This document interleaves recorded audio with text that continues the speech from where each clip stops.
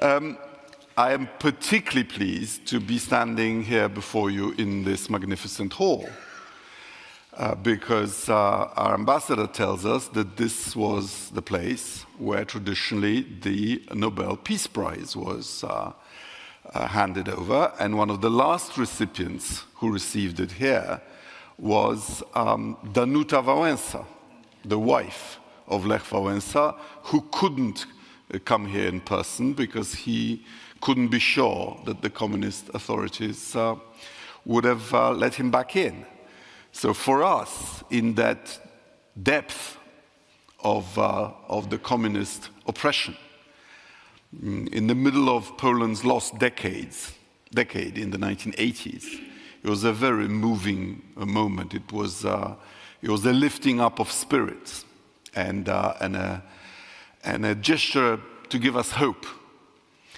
We were, at that time in the 1980s, the poorest in our 1,000-year history by comparison with Western Europe.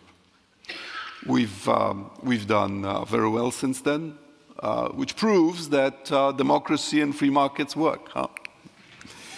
Of course, the Nobel Peace Prize is of some interest right now. Prime ministers get letters.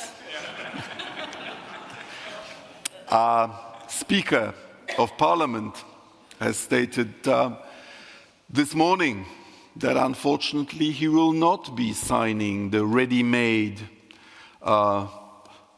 nomination paper for the next Nobel Peace Prize.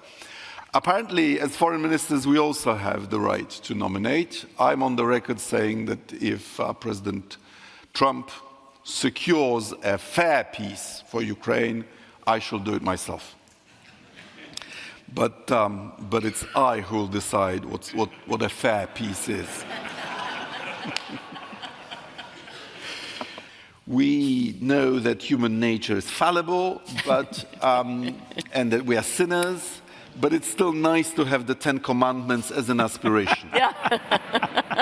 Exactly. And this is how we think of the rules-based international order.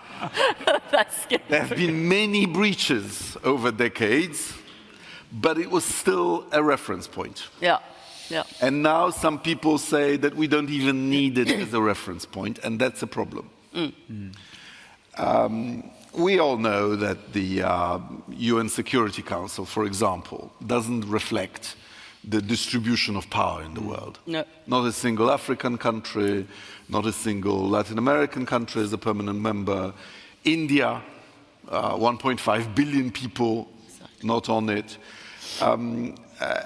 And, you know, with the invasion of Ukraine, a permanent member of a body that was charged originally with maintaining the peace uses its membership as an immunity from prosecution for an act of blatant aggression. Yeah. So sure, the UN you know, is in danger of going down the route of the League of Nations. But that should not be a pretext for dismantling it altogether. I have to say it's sometimes frustrating when you hear the US castigating us for not spending enough, and Poland has been spending 2% for 20 years. No. We are now at 4.8%. Yeah. And it sometimes sounds as if the US is getting nothing in return. Yeah. Hello, isn't Ramstein useful to the United States? Exactly. Isn't the missile defense base in Poland useful to the United States? Remember, the great majority of the US defense budget is not spent on the defense of Europe. Yeah. Exactly. It is, you know, we don't have a global military empire. We need to spend enough not to be as good as the United States. We just have to be better than Putin. Yeah.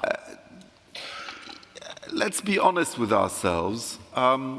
When the Russians invaded, very few of us thought that Ukraine would be able to sustain this for 4 years.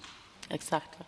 I mean, when you take a broad view, Ukraine overperformed. Europe and the United States also overperformed. You know, I thought we would stop with.